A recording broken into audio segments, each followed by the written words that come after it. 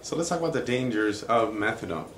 Methadone is a medication that carries a lot of urban legend, a lot of folklore, and a lot of mixed public opinion.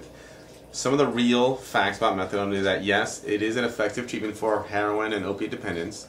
It is also an effective pain medication, and coming off of methadone in terms of withdrawal is more difficult than regular opiates.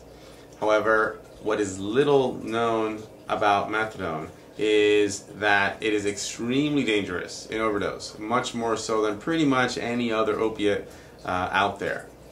The problem with methadone is that it can kill you two different ways, both of which usually accidentally. The first is by simple overdose, just taking too much. The problem with methadone is that it's hard to gauge how much is too much.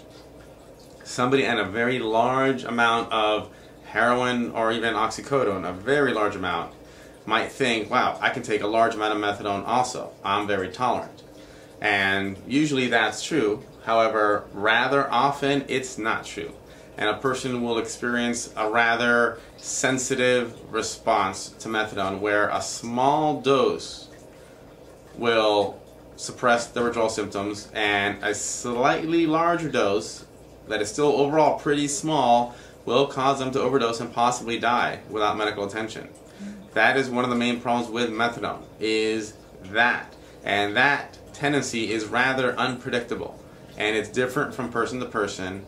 And within the same person, it's different from 1 year to the next, from 1 month to the next, even from 1 week to the next. It really changes, even within the same person over the course of time. The other way that methadone can kill a person is through an arrhythmia of the heart where it stops your heart. This tends to happen at higher doses but can happen at lower doses.